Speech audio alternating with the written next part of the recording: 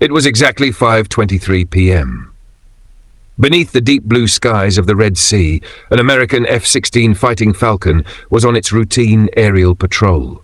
The pilot, Captain Jackson Howard, a seasoned officer of the 421st Fighter Squadron, was scanning the skies over the U.S. Naval Fleet. Until now, everything had been calm, but within moments, the night that seemed ordinary was about to plunge into the edge of war. Hidden in the mountainous terrain near Al-Hudaydah, a Houthi SA-6 missile battery had locked onto the F-16. The missile, traveling nearly 3 times the speed of sound with a range of 23 kilometers, left the pilot with only a few seconds to react. The F-16's advanced APG-83 radar, mounted in its nose, detected the missile battery from about 42 kilometers away. The warning alarm echoed throughout the cockpit.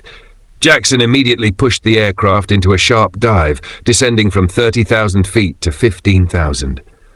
The sudden maneuver disrupted the ground-based Houthi fire control, but the SA-6 kept tracking. It was a semi-automatic missile. As long as it received signals from the ground, it maintained its lock, only activating its own seeker in the final phase. Every movement Jackson made screamed against the wind. The radar's locking ability diminished with each evasive turn. Suddenly, the sounds of second and third missile launches rang out. Now he wasn't dodging just one missile, but an entire battery. Instinctively, he activated the second defensive system, PIDS, the Terma Pylon Integrated Dispensing System. The system's 6 sensitive sensors scanned 360 degrees for enemy signals. In the next moment, blazing flares and reflective aluminum chaff scattered into the air. A deceptive cloud half a kilometer wide formed, but the SA-6's pursuit remained relentless. It was then that the pilot deployed his final and most potent defense, the ALQ-184 jamming pod. This pod could disrupt signals from 2 to 20 gigahertz. The moment it activated, the missile's ground-controlled guidance failed instantly. Its accuracy dropped by 70%, and seconds later it passed harmlessly behind the F-16 and exploded in the sea. Jackson's deep breath revealed that he had once again cheated death. But the danger was far from over. At 6:07 p.m., a US MQ-9 Reaper drone, launched from Djibouti's Chabeli airfield, was monitoring Houthi supply routes in Yemen. As it approached Al-Hudaydah, the Houthis fired another SA-6. The drone's advanced Pandora missile warning system immediately sounded the alarm. Within just 8 seconds, the ANAL-47 deployed a barrage of flares and chaff. The Reaper climbed sharply, rising above 15,000 feet to avoid the missile's blind angle. It carried 60 flares and 120 chaff rounds, but exceeding 75% usage would automatically end the mission.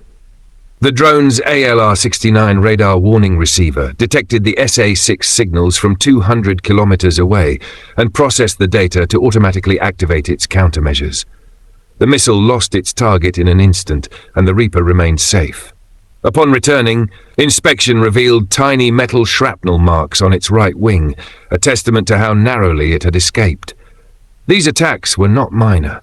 It was the first time the Houthis had directly targeted a US manned aircraft in this conflict. The American command knew a response was inevitable. 8 hours later, the USS Spruance had reached the waters off Yemen. That night, the US decided to deploy its most lethal defensive missile, the SM-6. Capable of striking over 100 kilometers at Mach 3.5, this missile is usually reserved for aerial threats. But this night it was programmed for ground targets, an operation never publicly acknowledged by the United States. At 3:45 a.m., 2 SM-6 missiles were fired. 6 minutes later, the Houthi launcher near Al-Hudaydah had been obliterated in a tremendous explosion. Signals intelligence confirmed that 8 personnel were killed alongside the launcher. But America's response did not end there.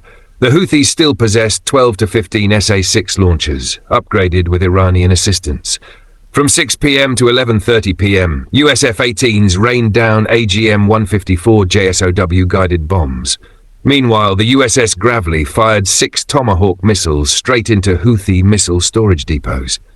In total, 14 ballistic missiles, 3 additional SA-6 launchers, and 23 anti-ship cruise missiles were destroyed.